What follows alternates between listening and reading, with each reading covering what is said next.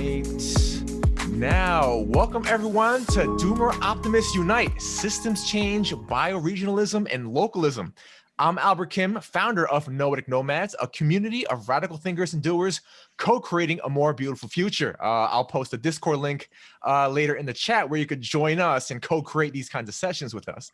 And I'd like to thank everyone for gathering here today to take part in a co-creation of not just what may be a generative conversation, but the kickstarting of a regenerative experience for ourselves, our communities, and our planets.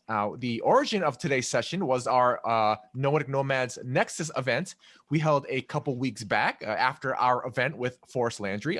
For those unaware, Nexus was a little shindig we put together to figure out next steps for what we'd like to see in the noosphere. And one of our attendees happened to be, yes, Ashley Colby, founder of Rizoma Field School and the upcoming SuLoFair local e-commerce platform. I'm pretty sure we'll get into that this session. And Ashley joined our Discord afterwards and mentioned her work, and I was like, wow, that's some super awesome stuff she's doing on moving people toward regenerative lifestyles, and I could just feel the passion emanating from her, which is I guess something that I'm very attuned to. And so Ashley wanted to co-create a more beautiful future, and she wanted to do it fast. So I was like, let's do it. And here we are. So this is how the local bioregenerative virtual sausage gets made, people. And joining Ashley today is someone who's been my personal go-to when it comes to meta-modern localism, homesteading, permaculture, as well as all things nut and nut butter related. Co-host of the amazing podcast Both And with Jared James, which of course is still alive, but just in hibernation, right? An attendee of our Next Generation of Sense Makers and Change Makers event back in December and facilitator for today's conversation with Ashley and our fellow bioregenerators in attendance today. He goes by Cognizor, but I'll go with his normie name for today, Jason Snyder. So I would like to start by thanking you both, Ashley and Jason, for being here with us today. And I would briefly go over today's format. So our session will last around 90 minutes. We'll start with Jason and Ashley in dialogue, where they'll discuss topics concerning systems change, bioregionalism, and localism, as well as their work and experience in this space, such as with Ashley's Rizoma Field School and SuLoFair. And later on, we'll move to audience Q&A and group discussion. You could put your question statements in the chat, and I'll call on you to unmute yourself and ask your question or give your statement, or I can do so on your behalf if you wish. Okay, so let's now start our festivities. And I'd like to begin by asking Jason and Ashley about their personal background and how they came into this space of local regenerative lifestyles. And Jason, I will now turn it over to you. Can you please lead us off? Yeah, okay. Well, I'm kind of a baby in this space. My training was in applied economics, food systems, but it was coming from a very technocratic kind of point of view. And in the last 2 years or so, I've basically come to reject that paradigm. And I'm in a place now where I'm, with colleagues that I'm aligned with, but, through the influence of people like Joe Norman, who's here, people like Joe Brewer in the bioregional regeneration scene, many other influences. You mentioned metamodern, all of these things kind of mixed together, eventually kind of moved in this direction. The direction is, I'm very interested in local food systems and regenerative food systems. Like food is kind of like my center, but in general, ecological regeneration, cultural regeneration. I'm a new homesteader, and yeah, and I'm a teacher. I'm a teacher of young minds. I'll pass it on to Ashley. Thanks. Thanks both of you for being here, and everybody I'm starting to see for the first time who I am now Twitter friends with.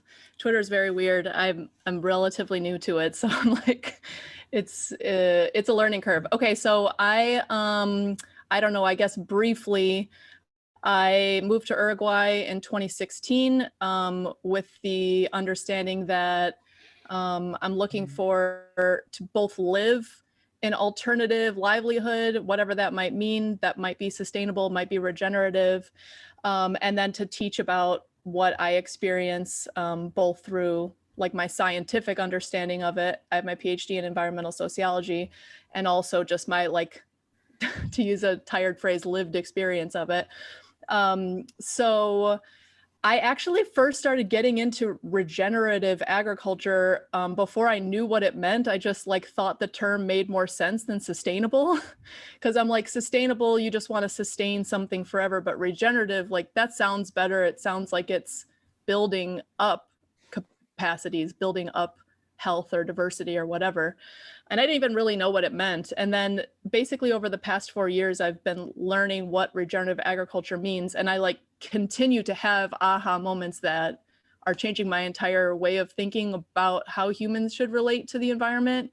So yeah, so basically I'm just on this like path of figuring those things out and coming up with some solutions, and then sharing what at least I think I know up until this point, and then, you know, working with other people doing similar kind of stuff. Okay, awesome. Thank you so much, Jason, Ashley. And so again, I like to turn it over to Jason. I know like you consider yourself a baby in this, so I must be like, I don't know, a zygote, because I have no idea what's going on. But like, I'm very interested in like just listening to like your exploration of these topics. And perhaps, yeah, I'll just turn over you and perhaps just get into it, and we'll move into Q&A and audience participation later on. Yeah, well, I'd like to, you know, I really want to interrogate Ashley and her experience, because I think she has a lot of experience. And so, wait, I have a question for you, Jason, or I'm wondering if we can do something together when we at the top of this hour. Okay. Can we? Because I think we basically co-created this term. I don't remember who said it first. Doomer optimist. Yeah. Can we define that, like for like the world premiere definition of Doomer optimist live here? Okay, so maybe one of us should do Doomer and one of us should do optimist. All right, which do you feel better about? I can do optimist. Okay, I'll be the Doomer. You know, if we take our climate and ecological situation seriously, given our current techno-capital globalist system, is pretty dire. And it's not just ecologically, but I think, you know, a lot of elements of the kind of global capitalist system has stripped communities of any kind of culture, of any kind of tradition. You know, both, you can say around the world, indigenous communities, but also just, you know, rural America has been hollowed out in many ways, and it's nothing like what it used to be. And so this combination of ecological precarity that we're in, as well as kind of the cultural hollowing out, seems to be setting us up for a disaster, crumbling of civilization, you know, the end of days, you know, get ready for death. So that's Doomer. So now bring in the optimist. Okay, so then like the structural conditions can therefore be ripe for change, and change can go in many directions. And the optimist part comes in where you can see the points of agency, I would say, to shift change into a positive direction, a sustainable direction, a regenerative direction. So a good example we were riffing on is, okay, so rural farmland that's now farmed by like giant tractors and their giant tracts of land with very few people can't continue for whatever planetary boundaries or soil health or whatever. Something will collapse, and that's the Doomer part. But then that means land will be considered useless and cheap, and then people will be able to afford it and then get onto it and regenerate it, because basically there's no other choice but to do that. It's like that or starve. So it's like these points at which there are possibilities for positivity in the midst of the Doomer, you know, material reality.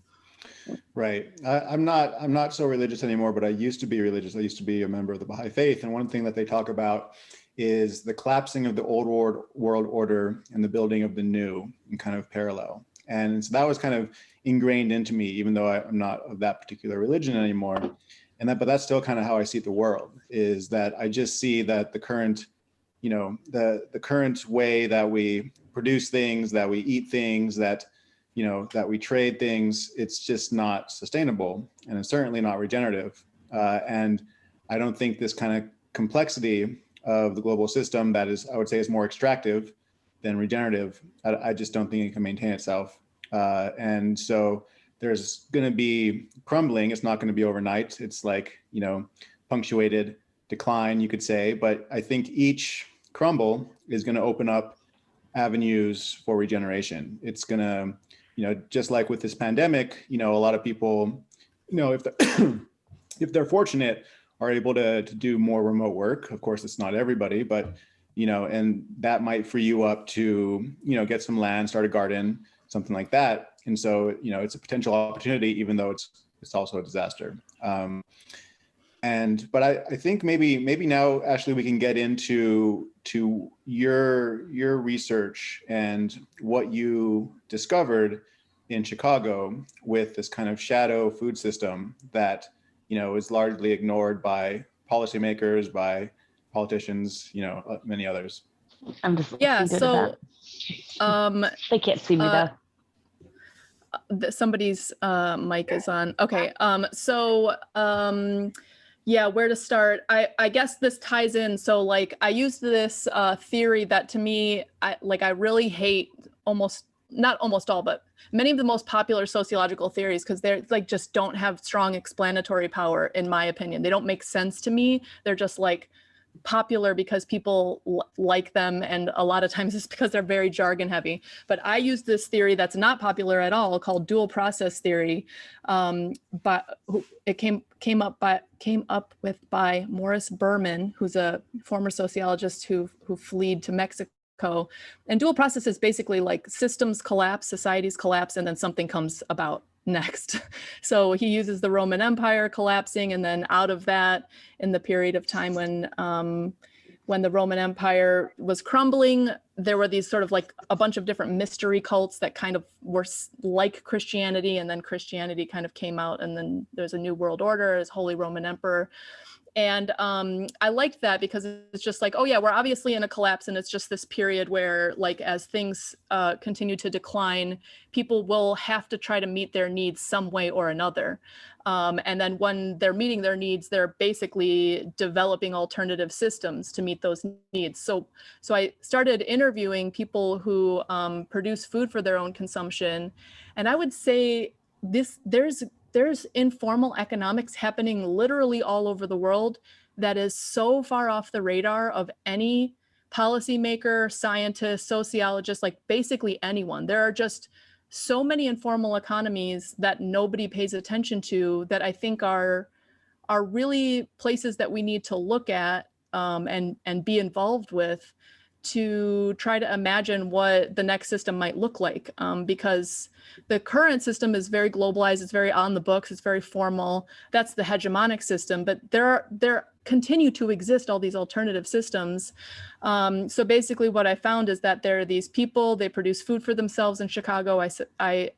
Inclusion in the study was at least 50% of food needs, and this is just self-reported, but close enough. You get the idea. And when people started producing food for themselves, a lot of times for people who were new to it, it started out as like this individualized activity similar to something that's been critiqued a lot in sociology, like buying organic or buying bottled water. Like instead of fixing the quality of the public water source, you just buy bottled water, and that's your solution to like health and access. And that's been critiqued as like a neoliberal or an individualized solution to things. But in the case of production, it's a little bit different from consumption because people actually need to figure out how to do this stuff. So like chickens is always the example I use because it's pretty easy to understand. If somebody's new to keeping chickens, they like want to find other people who know how to keep chickens. They need to source feed. They have to find a coop. They have to deal with pests and diseases. And that forces them out of their individual bubble of like chicken keeper and into this sort of practical community. And then all sorts of really cool sort of shadow structures is the name I call it, but I actually don't even really like that term that much. Just alternative economies, political systems, political networks of people who can work in concert spring up because they have this tie over this practical activity. And so I'm pretty hopeful actually about the possibility that arises from these kinds of communities. So the title of the presentation today, after Doomer Optimism, is System Change, Bioregionalism, and Localism. Maybe we should kind of go through each of these terms and what we mean. So it seems like you're kind of talking about systems change. In that framing of systems change, is there anything that you want to add to that? I can add more as we go along, but basically the way I see systems change happening is, I think probably the opposite of at least how it's taught in sociology classrooms, or generally how you think of systems change, which is like, we identify a problem, which is, okay, if you're just some like person at a liberal arts college, it's like neoliberal capitalism or something like that, or patriarchy or whatever. And then you have to like imagine what the alternative to that system is. And then maybe it's like degrowth or donut economics or like feminist solidarity economies, whatever it is.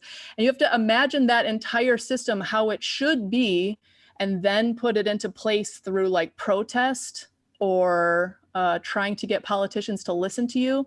And I just think this is like the most implausible theory of social change. It doesn't seem right. It doesn't seem plausible. Sorry, go ahead. Sorry, I don't know if I'm supposed to interject. I just said amen. We got an amen. So yeah, no, yeah. And so it's like, it's so weird because we just think like, yeah, let's imagine the entire next system. And then the way we change it is just to like, go to our politicians and say like, adopt feminist solidarity economies. Like, in what world do you live? So I think of it more like these people who find practical things to cling on to and to do, and that provide meaning to them, and not just meaning, but also food sometimes, or things, meet actual material needs, start doing these things and making networks with other people who have similar interests.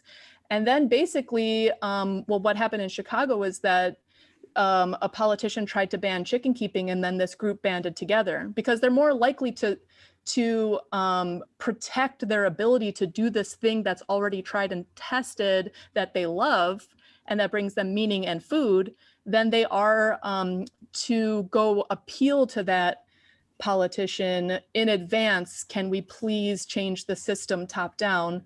But instead, like, no, we're already doing this thing and we're going to protect it. And then there's a back and forth play. So that's how I see systems change playing out. And there's more details in there, but I'll leave it there. Do you think that the people who kind of rose up to protect their chicken keeping economy, do you think they all agreed politically? Like they all had, were they all? No. And that's that's an important point. They did not. I know they didn't, because I talked to a lot of them. And the reason they all came to chicken keeping was like, it was 60 people that I interviewed. It was like 60 different reasons with all different kind of nuance, which to me like really points to how we're not going to agree on like the problems with the system. There's so many different explanations. The system is way too complex for us all to understand like the problems behind it. So it was nice because they could just agree on what the solution was, and they didn't even really have to talk about the politics. And we can talk more about like how ideology plays a role or not. Right. Yeah. So it's almost like because there was an actual real tangible problem or solution that, you know, people were able to kind of act collectively without, you know, agreeing on every single point in a lecture hall, for example. And I think well, and not, go ahead. The reason I bring that up is I think that a lot of people in the intellectual space, and, you know, I think most of us who are on Twitter and stuff are guilty of this. You know, we close doors, you know, we burn bridges because we disagree over, you know, esoteric intellectual topics, right? But when you're actually, you know, surrounded by neighbors that don't all agree with you, you have different politics, but there's actually like a real issue that, you know, you need to band together to deal with. it sounds like that's where real change can happen. Totally. And I think, and I would just argue that, the ideology part, I think, is what we all engage in because we think that's the way social change happens. So we're like, got to get to work, figuring out the right system. Like, let's focus on this. Let's write some reports. Let's get the IPCC reports out. Like, we got to figure out this system so we can tell everybody. But those things are just like they don't change politics at all. They don't change the material world, like almost at all. There's just constantly these IPCC reports that are like 1.5 degrees, 2 degrees, 2.5 degrees. Like they're like, it's getting worse and they keep writing the reports. And so people think like, this is what I really need to dedicate myself to, is figuring out the right system. But I think if I get no message across today at all, the main message to take away is to like go try anything, and then that's how you figure out what the next system will be. It's literally by testing material world ideas, not the other way around. And I know that's scary because it was scary for me when I started doing it, and it continues to be scary, but it's like, I think it's really is all there is. Nice. So I want to get into your experience in Uruguay, but first I want to let's define these other terms. So what is localism and bioregionalism? Why are we using these two different words? Are they different? Are they the same? Are they aligned? Why don't you start with bioregionalism, because that's like your wheelhouse, and I want to hear how you define it. Yeah, I mean, it's definitely, it's definitely not my wheelhouse. I'm kind of a LARPer, but I tend to see we're all LARPers until it becomes real. It's okay. That's right. Well, so if we define localism as a minimum viable scale, it's the term that I actually got from Joe Norman. I see bioregions as a really important scale. So I see kind of like a village, as a very important scale where you actually know your neighbors. But at the bioregional level, because there's kind of ecological and cultural coherence, it kind of gives coherence to a network of villages, more coherence than say a state would with artificial boundaries. And so I really see them, bioregionalism and localism aligned. Bioregionalism is just one particular scale that can be very empowering to organize beyond, say, the village, or the small town level. It can bring coherence in terms of kind of local economies. I don't think every village is going to be self-sufficient, right, in this kind of localist vision. But so when we're thinking about like at what scale can we really start to be self-sufficient, or not quite? Like I still think there's still going to be trade. There's still going to be trade across across scales and across regions. But at the scale where you can really have a robust economy and a sustainable, equitable, regenerative economy, the bioregional scale is a really helpful lens, especially when you're thinking about, as Joe Brewer puts it, designing around landscapes, and doing it in a way that doesn't infringe upon the sovereignty of more localized villages, but works with them in a process where their voice is also heard. That's how I would relate the two. Yeah, that basically sounds right to me. I don't know. I'm actually relatively new to like the theory behind localism. Joe, are you able to talk right now? Do you want to be put on the spot to define what localism means to you? Go ahead, Joe. Yeah, I'll be put on the spot. I don't know if I'll offer a really good definition. It's something I've been working on articulating a few aspects of. I think there's the political aspect, which has to do with how politics are structured.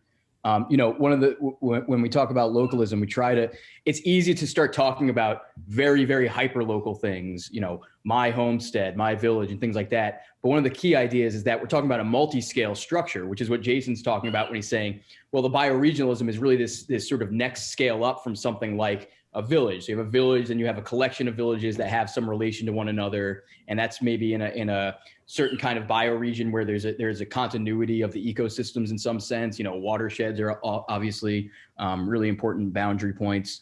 So there's that, there's sort of the political structure side of things, but then there's just the cultural side, which is, I think actually at this point, to your points, Ashley, around, you know, how will systems change? Is it by, you know, voting the right way, or how are we going to change this thing? And I think actually just in, you know, different places in the world have different constraints, but where I am in the US, for instance, the constraints are loose enough that I can just start changing my practices without, you know, doing too many illegal things, and kind of fly under the radar, et cetera. And so the cultural aspect of localism, I think, is wrapped up in what I'm glad Jason remembered, because I didn't, this idea of minimum viable scale. And of course, things can, you know, minimum viable could mean that there's some fragility there or lack of redundancy. So it's a gray kind of thing, but this idea of especially dependencies and sort of the more critical the dependency, pulling those dependencies as close as possible. So do I need to get my fish cleaned in China? No, that's absurd. So, right. So I can get my fish, I could catch my own fish for one. If I don't, then I can go to my local fishermen and they can be cleaned as locally as possible. For my dairy and meat, I can talk to my neighbors and the farms down the street and just start a conversation. How does that work? How do you do that? So this is the most important aspect of what I call localism that I think we need to start all practicing more of, which is just identify that, wow, we have these long range centralized dependencies on critical things like food, like materials that we build shelters out of, all these things. And just becoming conscious of those and being willing to frankly spend a little more money up front to purchase from who is essentially your neighbor or as close to your neighbor as possible.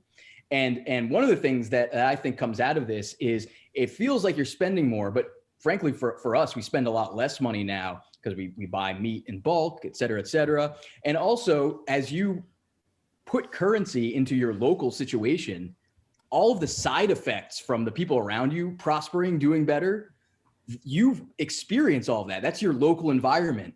When you send your dollar off to Walmart and it goes wherever the hell it goes, you're never going to experience the positive externalities of that extra dollar.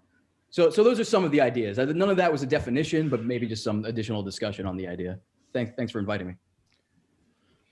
Well, Ashley, why don't we let's get into, so you decided to move to Uruguay. So you had gotten a PhD in environmental sociology, and then you decided to move to Uruguay. So what made you choose to move there, and how did you choose it? What were your criteria, and what has been your experience developing this experiential learning school? Okay, so to move to Uruguay, I just kind of saw the writing on the wall in the US. I studied abroad in Rome, and I just like had being in the center of a collapsing empire on the front of my mind, and just thought, I don't know, maybe not. If I had certain structural things in the US, including like a super robust family network, and or like land or people I knew who were connected to land or livelihoods, I might have stayed. But I didn't have any of those things. And so I was trying to search for a place, and the main criteria was just stability. And I was thinking, you know, if I want to have kids, I want to bring them to a place where they can have like a nice childhood, where I'm not swimming upstream their entire childhood, like fighting with the school district or fighting with whatever social structures are out there that like could potentially damage them.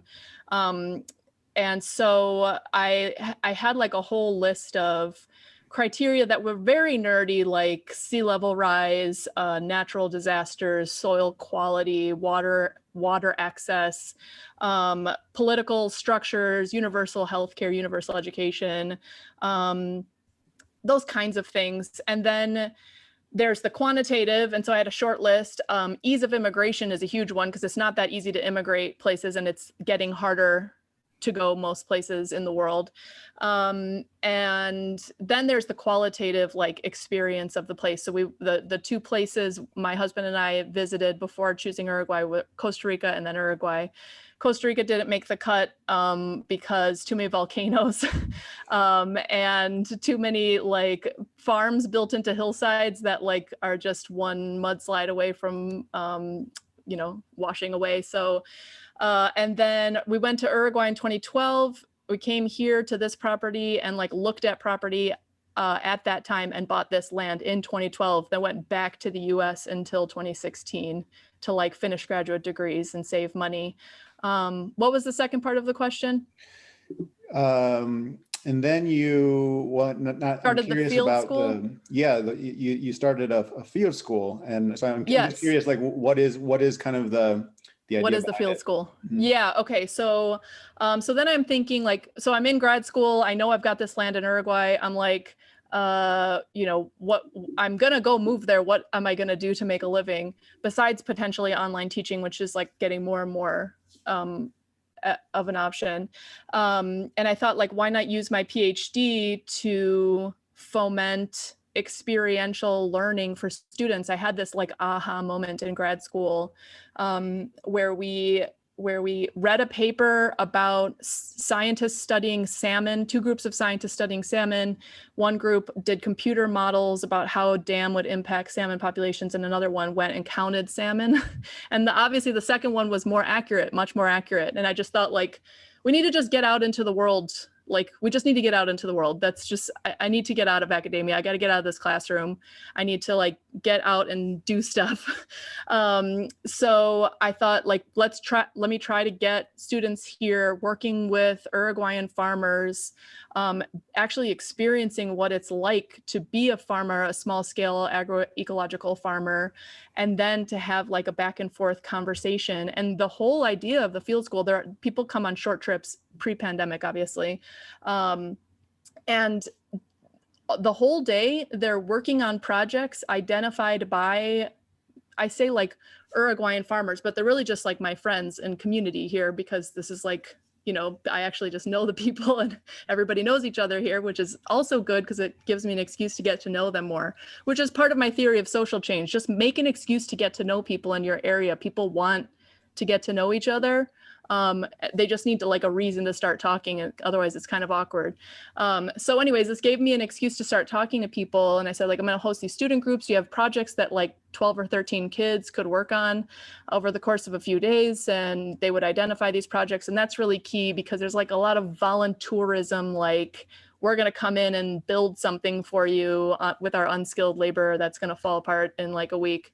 Instead, it was like, identified by the farmers themselves.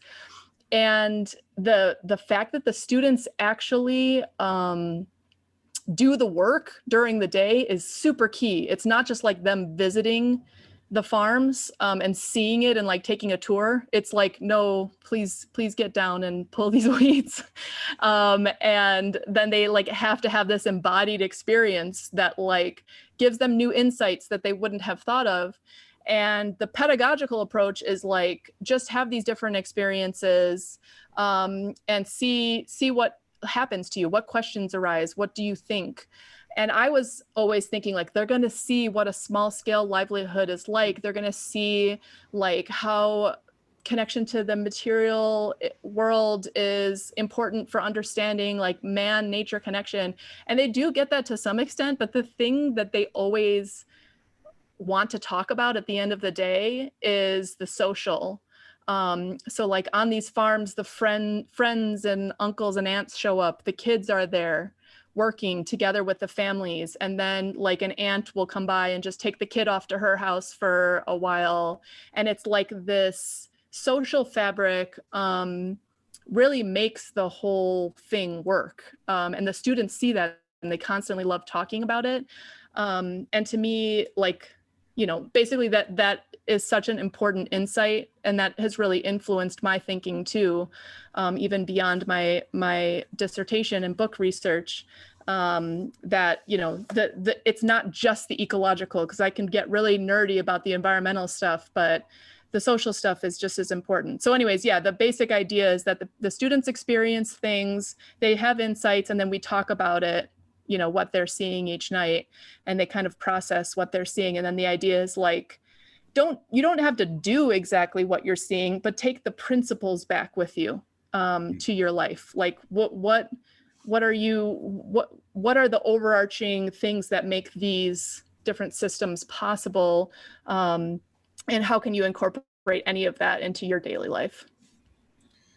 Nice. And I think maybe Albert, you can help me decide as well. So maybe I'll ask one more question, and then we'll open it up for kind of a larger discussion. And the question I want to ask is that you are thinking of building an app, or you're starting to build an app, a localism app, or I think it's, did you say Amazon or something? Not Amazon, yeah. Not Amazon app. And it's meant, so let me give a bad summary, and then you can give a good summary. It's meant to okay. Help you connect with people in your area to exchange goods and services with, maybe, up until the point where the app itself becomes irrelevant, because then you know your neighbors. Yeah. Or maybe not, I don't know. So I'll let you.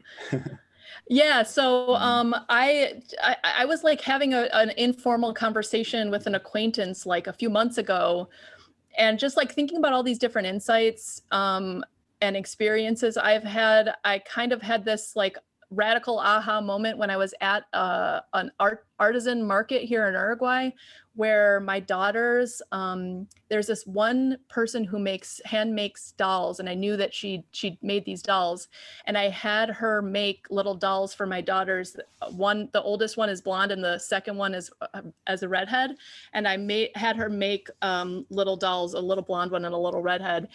And she gave them these dolls they celebrate Three Kings Day here. And the look of joy on their face and then her face, I was like, this is one of the most beautiful things I've ever experienced. I don't even really know this woman, but it's just such a cool thing. They're playing with this doll. It's specific to them. They feel so special and so loved that this is made. And then this woman feels so loved and appreciated for making this thing. She also just makes money. And I feel like, connected. It's just this win-win-win moment. And I just thought, like, what is the best way for me to like make that happen in the US more? Because here in Uruguay, it's basically widespread. I mean, less so in the big cities, obviously, but these kinds of interactions and small scale livelihoods are pretty common.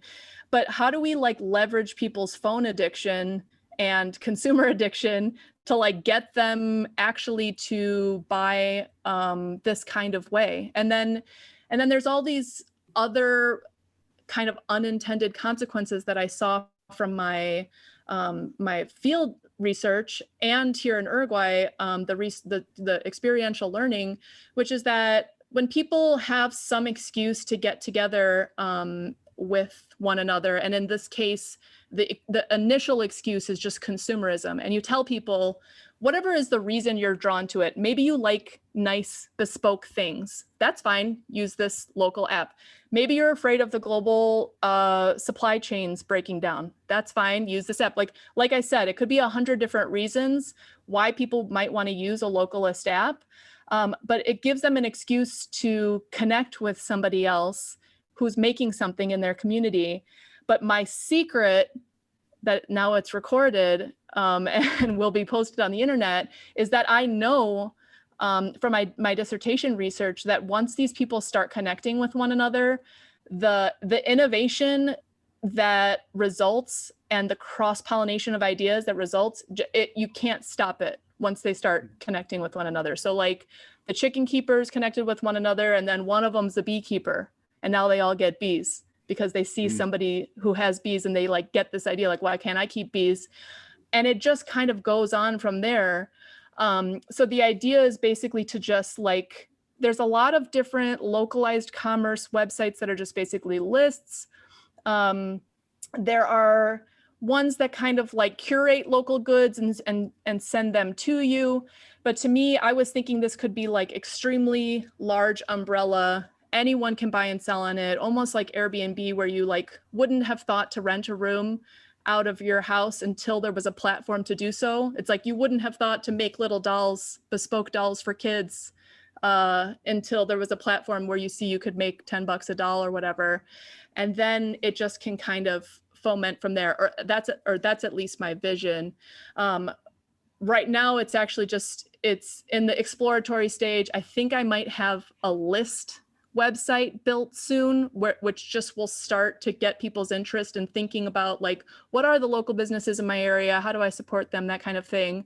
But the e-commerce is yet to be built, and I am just a sociologist. I have no idea about business or tech really. And I am actually a little bit afraid, to be honest, about just starting this with the wrong principles or like with the wrong infrastructure because I'm ignorant, and then it turning into something that I don't want it to be, or that is ugly or unethical because I'm so ignorant about these things. So I'm curious to hear from people about like what you might suggest in terms of ethical business structures, or like tips for building tech. Like I know there's a million different ideas out there, and I have the big picture idea of like what I want to see happen, and how I can see a platform that's very simple and very obvious and easy to use for regular people.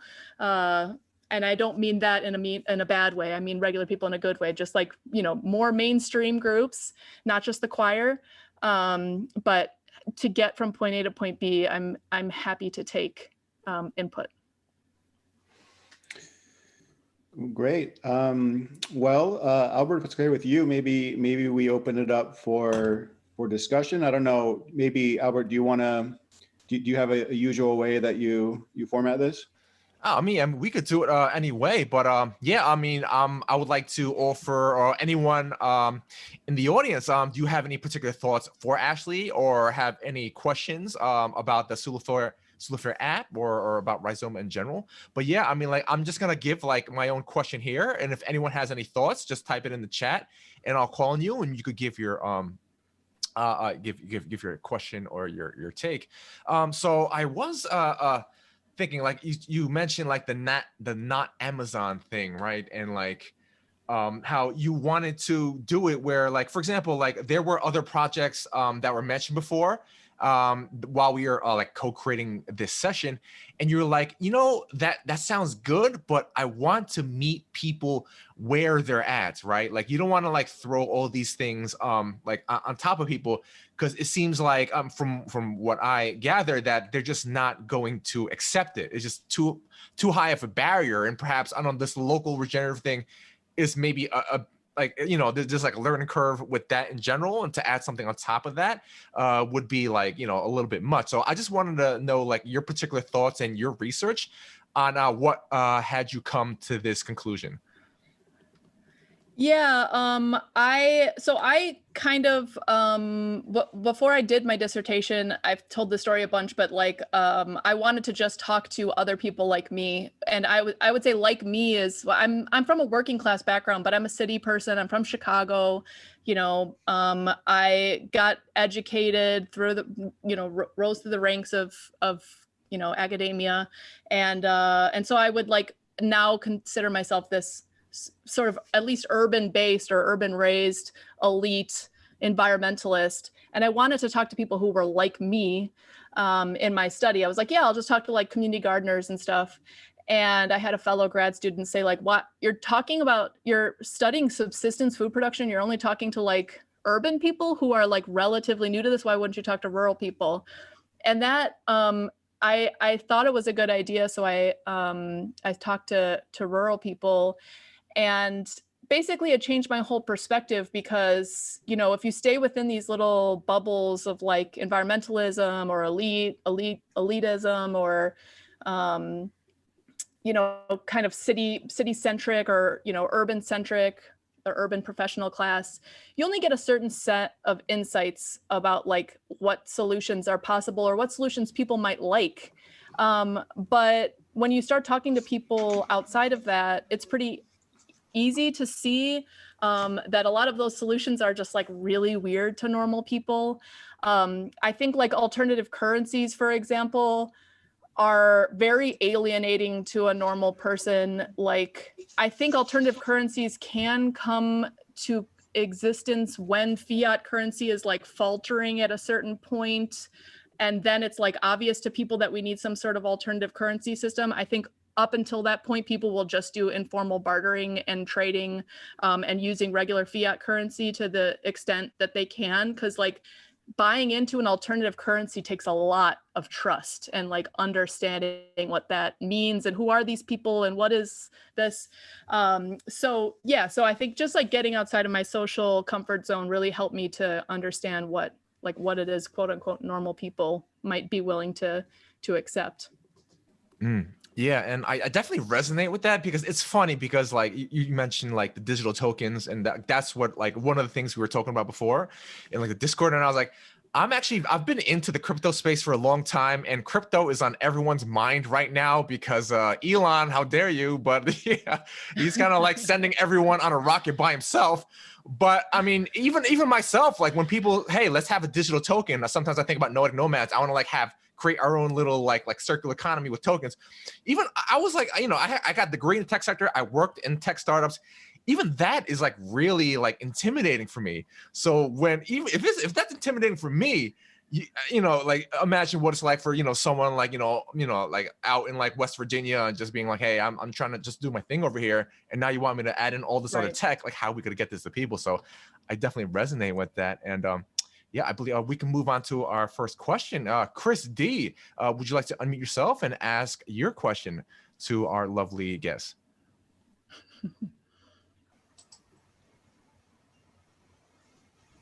Oh, are you there, Chris D? He says read. Oh yeah, read on my behalf. Okay, yeah. So regards to your app, I feel like you're going in a cool direction by emphasizing place in addition to products and services. So that's what I feel is missing from most apps. A lot of them are quite transactional. Do you have any ideas on how you would get that local feel? Maybe region pages?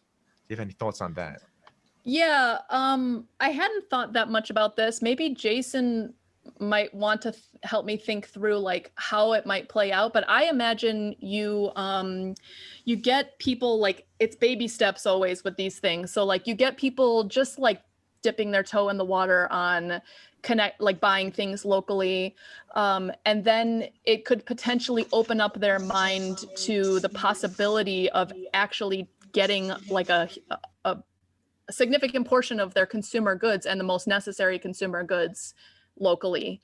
And then I imagine maybe there's like this opening up of consciousness about like, oh, okay, so I know that there are, you know, within the Chicagoland area, I can get beef from this, you know, this far out in Kankakee in the southern side of the rural part of the city, rural part of the whole region. But I need to go a little bit further, maybe to Wisconsin to get certain fruit or something like that that's specific or whatever.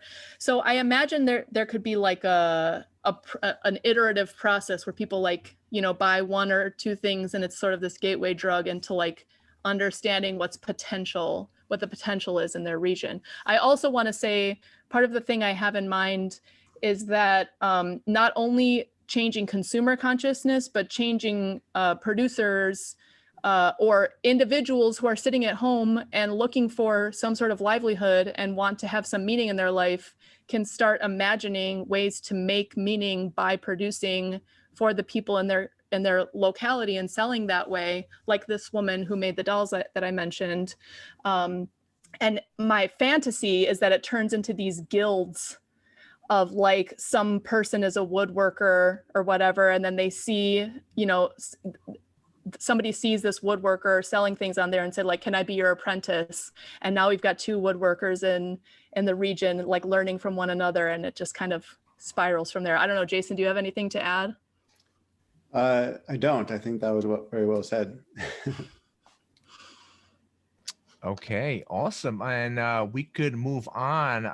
Let me see. Michael Ben. has something. Michael has yeah, Michael, 1 second. We'll get to your question. Ben, would you like to unmute yourself and ask your question? Good. I'll defer to Michael. Let Michael go. Okay, sure. Michael, please go ahead and ask your question. Great stuff, Ashley. I did something like this many years ago, sort of local buy and sell, whatever. Every connection counts. Connect, connect, connect. That's where you're starting. Second point is, how does the connection work? Two considerations. Are both parties feeling good after the transaction? Is it a feel-good experience? If so, there's a tendency for the connection to be sticky. Second consideration, what is the spin onwards after the connection? Does it move to another connection? Do the connections converge into pattern? If you're using conventional money, it's a hell of a job, because conventional money will just go away. It does not connect. It's a colonial artifact. For relationship money, you need a money that moves locally, connects locally, and then generosity is natural. Without that, we're all fucked. Yeah. Simple. Yeah. We cooperate or we've had it. Yeah. I mean, I means could changing the tools of our interaction. Now, you said a lot of things about how difficult it is. It is not difficult getting people to shop local, to spend local, to use a local coupon. Here's one, for instance, that we used in our pub, a $5, issued by the local pub and the local baker. QR code, that sort of stuff, all the bits. Cost damn all. The pub donates to the fire department.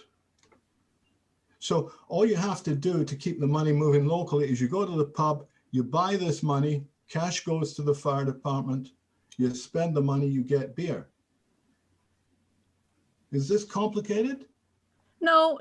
I mean, I think my sense is, where is my role in all this? I feel a little bit strange trying to invent a local currency myself, but I imagine that there's a possibility, now that you're saying this, to make this platform like just open. I had the idea already to make it a fiat currency is one option on there, but then also free or barter. Don't touch the fiat.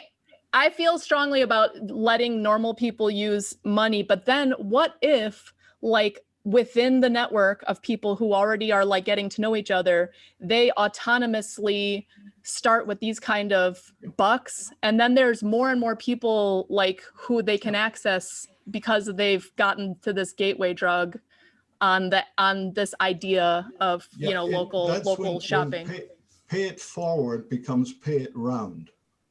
Yeah. You've heard the pay it forward thing. Yeah. It beats pay it back. Pay it back's dead. It's a bong bong, done. Yesterday I was floating the idea. Pay it round gives you pattern, and pattern is the essence of all life form. Watch the pattern. What makes pattern? What holds pattern? What pattern makes sense? What sense makes patterns?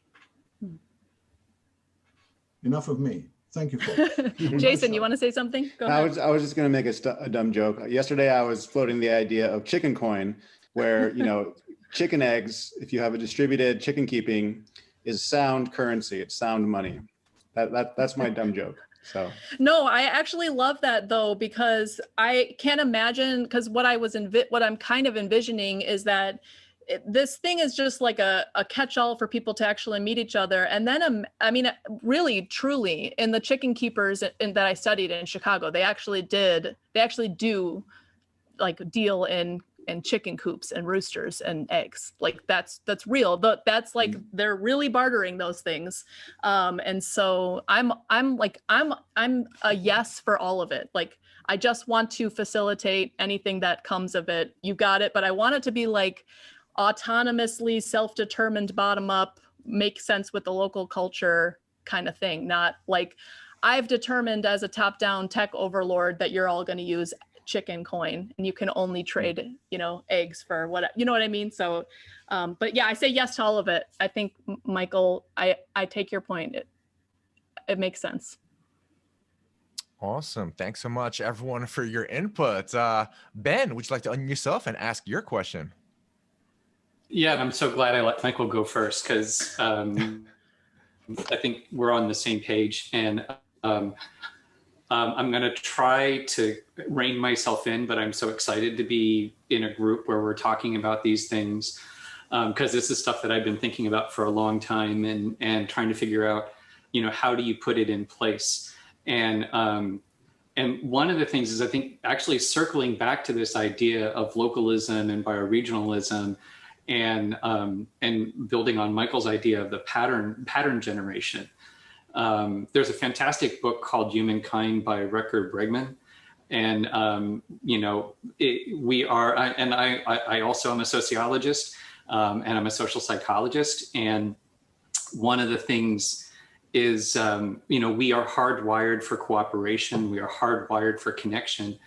And really, you know, what's one of the hallmarks of a colonial system is systematically breaking down the ability to connect. And so the reason I call myself an apocalyptimist, so I was naturally intrigued by the doomer optimist. And but one of the things that we need to break down are these preconceptions about how it's supposed to work, and what people are open to and what people are afraid of. And but also I think this idea that you were talking about earlier, I totally agree, that we have to have this ideology and you know, the plan. This is how it's going to work. And that's actually why I think, you know, play around with an app, but it's got to be bottom up. Right. And actually, the problem with apps is that you kind of predetermine how they're going to be used, because you have to design them in a certain way. Instead, I think it's like, you know, and I think to Michael's point about how do you anticipate the pattern? How do you make sure that you create the one good experience, and then you anticipate how to extend that experience? So it's like, if the first taste was free, here's where the second taste is. And for my money, Sociocracy 3.0 it's not about what the solution is. It's about a process that we can engage in for determining what's working and what's not. And it strips away ideology. You know, it's not about anyone's ideas are good, but then you kind of test it through practice. But I think that's, you know, a lot of what we're talking, well, from where I'm coming from, why I am hopeful about collapse is that I think a lot of what's collapsing is these wrong ideas, these wrong ideologies that we carry around. And when we strip that away, I think solutions will just start to pop up, you know. Somebody had a comment about the tools are all there. It's just they're guarded by our thoughts, and, you know, 100%. And anyhow, I'll stop now, just because I'm just excited to be here in this group and to be talking about these things. And so how do we keep this conversation going on? I've had a good, positive first experience. How do we build on this pattern? Right. Okay. Yeah. Well, I'll defer that answer to Albert, because he is a real host extraordinaire and like hype man.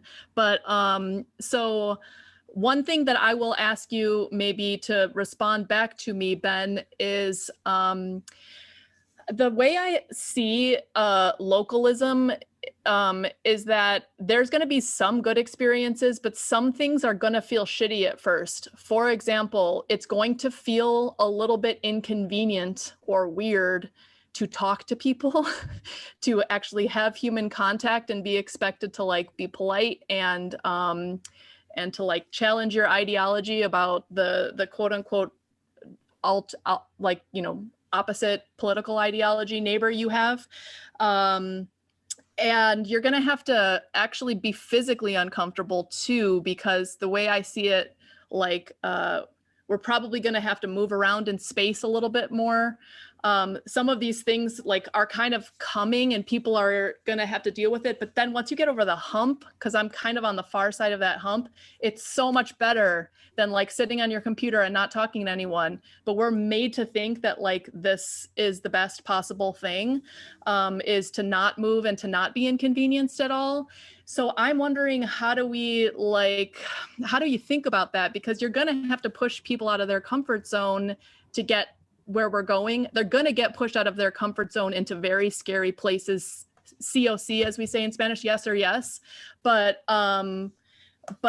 you know, like, how do you deal with that? Because the first thing might not just be like my experience with my daughters and the dolls. Like, the reason that happened is I got out of my comfort zone. I had to speak to this woman in Spanish and figure out like how to have that conversation to ask for these dolls, and like that. All this stuff sucks. It's hard for me, but then like there's such a big payoff at the end. So I'm curious your thoughts about that. Well, one, I mean, that's I actually think why collapse is a good thing. And you know, the pandemic has been a godsend in many ways, because it's disrupted people's normal patterns. And one of the things with isolation is people are starting to recognize how important human contact is, and how of all the essential things that they're missing, people are, you know, first on the list. And I find I make my money as a facilitator, and what basically, if you set the table, so in that discomfort, I think somebody had a quote about that half the world is waiting for the other half to say hi, and it's totally true. If you just set the table for people to show up authentically, they do. And then once they have that experience, they're hungry for it, and they've been missing it this whole time. And so I don't think, and you know, partly one of the facilitation tricks is it's called psychological inoculation, where you say, this is going to be uncomfortable, and people are like, okay. And you know, well, all you need to do is kind of say, you know, we're going to do things a little different, and here's why. And it might be uncomfortable. And are you willing to go with me that far? And very rarely are people not willing to engage that way. So, you know, it's sort of like the people who, you know, you were saying, Ashley, you're kind of on the far end of it. You're coming out the other side. Reach a hand back. And, you know, you're the one who can talk to you 6 months ago, or you 3 years ago, or you 6 years ago. You know where you were, and you can identify people who are maybe in that same headspace, and then talk to them like you would talk to yourself. And I mean, that's one of the fundamental things is we have this, we're constantly being told everyone is so different. You know, there's this constant othering that, you know, you have these fears, everyone else is okay, or everyone else has got their act together, or, you know, all this, or they're a complete basket case, and you can't even start talking to them because they're going to talk crazy. And anyhow, I don't think it's as big a deal as you think it is. I think it's really just about creating be the 50% who say hi to the 50% who are waiting for someone to say hi to them. I mean, this is like one person talking, but that's what I would say. That'd be my answer.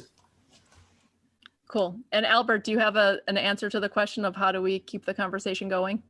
I mean, yeah, absolutely. Of course. I'm always posting the Noetic Nomads Discord link in the chat. I'm probably going to post it about 5 more times before we're through. But yeah, I mean, awesome. Definitely, Ben. I'd love to have you join us. Everyone here, love to have you join us. And thank you so much, Ben. Now we can move to the other Ben, Ben Blunt. Would you like to unmute yourself and ask your question? Hi, I had a question for Jason. I'm sorry in advance if it's kind of an annoying theoretical question that might turn out to only really exist in my head. But I think lots of people, at least in the political environments that I'm reading online on the left, there's a lot of skepticism towards, you know, localism and projects that try to kind of, you know, cooperate with nature and see that as a route to sustainability. And I was just wondering, I think it kind of relates to some stuff you were talking about at the beginning of the call to do with kind of sense making and things like that. I was wondering how you think we can best respond to people with more Promethean intuitions, who think that, nature is something to be overcome rather than something to be, cooperated with. Thanks. Yeah, that's eco-modernism, I think is a term for that. This idea that, if we just keep inventing more technology, we'll finally learn how to be sustainable or get along with nature. I guess my response is, I'm definitely not anti-technology, but I think we have to think about like what is appropriate technology, and we have to come at it from a paradigm that, that we're not separate from nature. We are part of nature, and we're the part of nature that's currently bespoiling the rest of nature. We can think about technology, for example, decentralized solar technology, Zoom, or some other decentralized alternative that allows us all to connect from different places. Like, these are all for 21st century regenerative localism. In order for us not to just break down into a new dark ages, we're going to need these kinds of technologies. GIS, Earth observatory systems, those are also really helpful to find bioregional coherence and figure out various flows in the environment. And so I think it's not really a question of, is technology good or bad, but it's, how do we utilize technology to be part, a co-participant of nature and ecology, instead of taking this dominator paradigm, this colonial paradigm towards nature. I think there's some people that just aren't going to be convinced. I interact a lot with some of them online, what I would call like the techno-optimists or techno-utopians. And, I think their moonshot is, well, we just got to get nuclear going. We're going to have plenty of energy, and then we're going to get the carbon sequestration technologies going. And, biodiversity, we'll invent that. We'll put it on a microchip, and then we'll, introduce it. Perhaps they're right, but I seriously doubt it. I don't know. Do you want to follow up? I don't know if I answered your question well or not.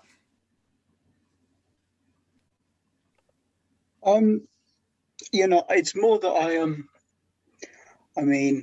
I'm very far less well read than you will be on all these things, I suppose. I'm more interested. Well, I agree with lots of what you're saying, but sometimes I find it hard to persuade myself that if I had to, I could, provide adequate justification for the kind of, what you're talking about, as in, we're part of nature and things like that, like aesthetically and temperamentally. That's something that I kind of can nod my head to, really easily. And it's something I really wish I could fully believe, that I, if I had to, could talk some sort of, techno-utopian out of, but I don't know if I could. But perhaps, other people want to ask questions. So thanks.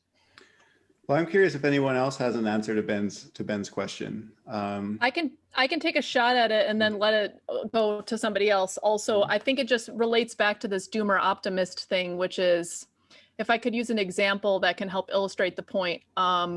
So like these Impossible Burgers, for example, I would say that's like a product of eco-modernism. You think you can like engineer your way out of the food problems and problems of industrial agriculture. But a lot of those are built on very highly processed and industrial processes that are doing the same thing as, every other form of industrial agriculture. However, the optimist part comes from like people who buy into the Impossible Burger thing as like the solution.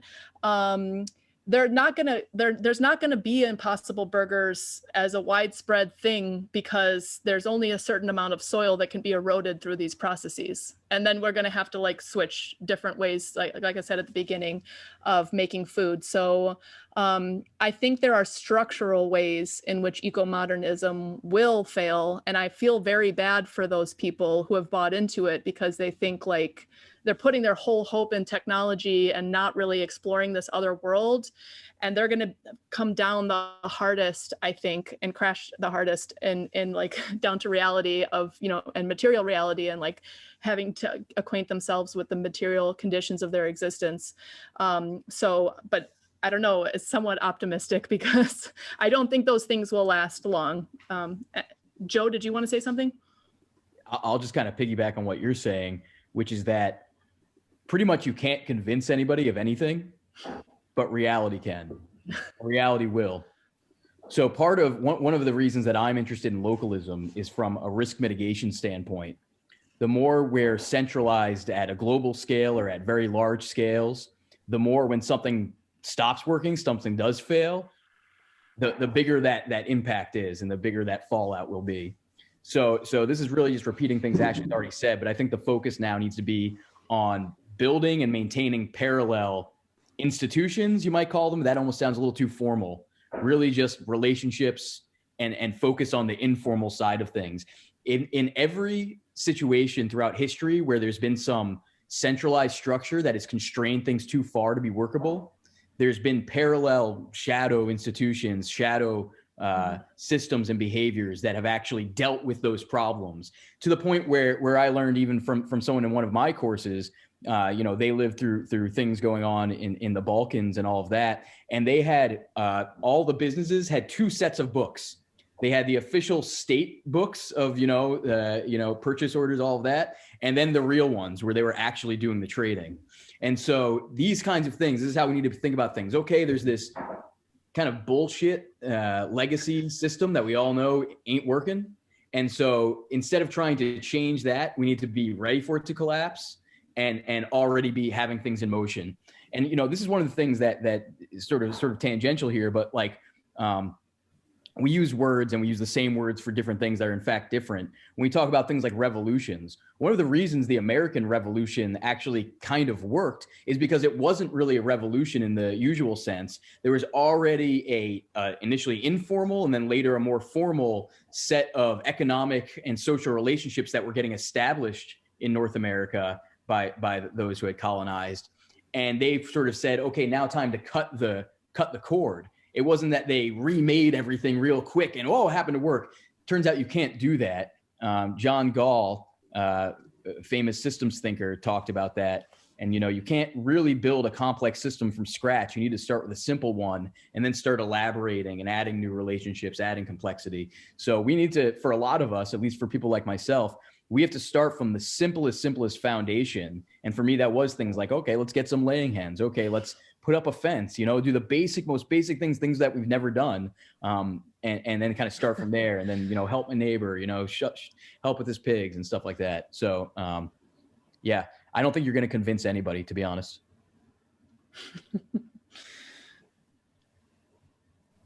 All right. Yeah, no, thanks. That was helpful. Yeah.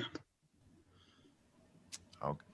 All right. Awesome. Thank you so much, Joe, Ashley, Jason. I believe that's all the questions we have for today. But wow, what a discussion! And if maybe we could go around if you have any closing thoughts for us as we move to a more bioregenerative, localized future. And perhaps Jason, would you like to start us off?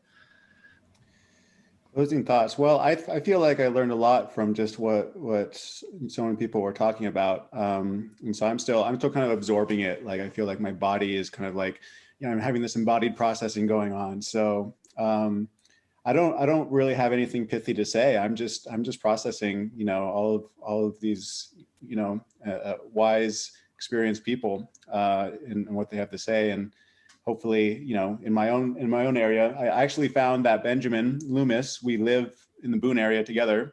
So just made a connection. So that's great and he talked about the High Country Food Hub.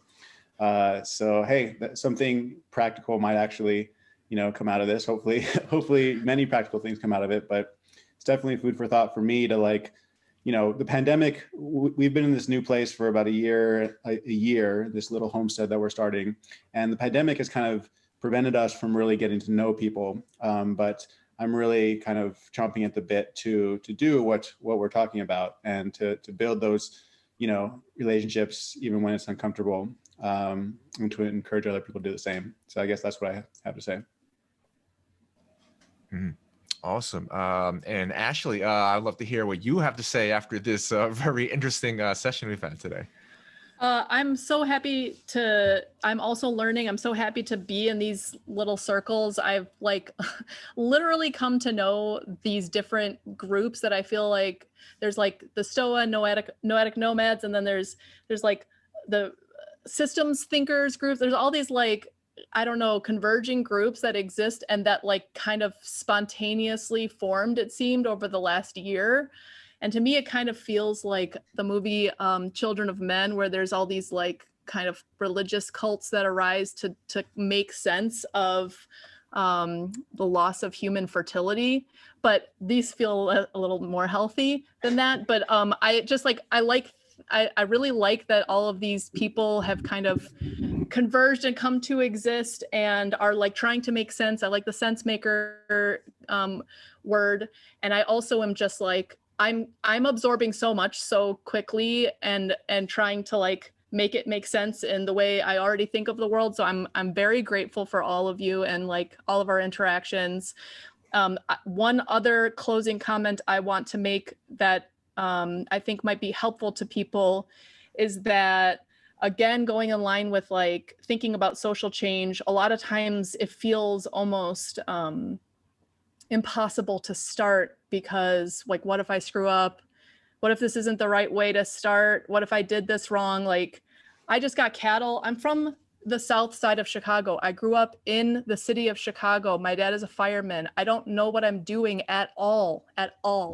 But I just did it. I read enough and I'm okay, I'm just gonna do this. I'm gonna get cattle. I'm gonna try to do regenerative agriculture along with all the other stuff I'm interested in. And it's really scary, but it's okay to be imperfect and to not know everything and to not know the outcome of the 4D chess of life. That's okay. So I would just leave everybody with that, because it's impossible to know all those things. All you can do, from a very Taoist perspective, is to make the best decision you can with the information you currently have and everything that makes you who you are. So just be okay. Don't be paralyzed. Yeah, that's it, Ashley. You just stated what I did with Noetic Nomads. If you go back to episode 1 of Noetic Nomads, go watch the intro. I'm this is the inaugural episode of Noetic Nomads. I have no idea what I'm doing.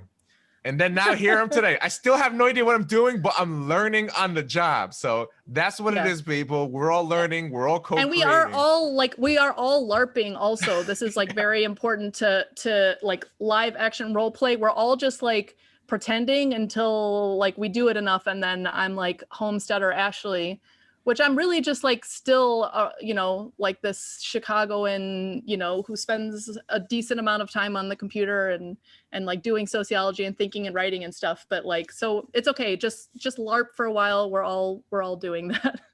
Yeah. Awesome. Continue the LARPing. And that's it. Thanks so much, Ashley and Jason, for coming here today. Your insights are really appreciated by all of us, including myself. I'm very much new to the scene, as I stated. I'm a zygote, but these are ideas, which are ones which resonate more and more with me by the day. So again, thanks so much, Ashley, Jason, Joe, Michael, the Bens, and everyone for all your input on co-creating this more beautiful future. And let's continue this conversation and collaboration over at the Noetic Nomads Discord, where you can connect with fellow radical thinkers and doers co-creating a more beautiful future. And definitely check out Ashley's projects at RizomaFieldSchool.com and SuLoFair.com. Coming soon, again, with the help of everyone here and the collaboration. Links are all in the chat. So that's it for our session on Doomer Optimists Unite, Systems Change, Bioregionalism, and Localism. But it's only the start of something more wonderful. Let's start sowing these seeds and germinating local regenerative cultures all over, starting right here at home. So that's it. Peace out, everyone, and step up because the world needs you. Okay, goodbye. Thank you.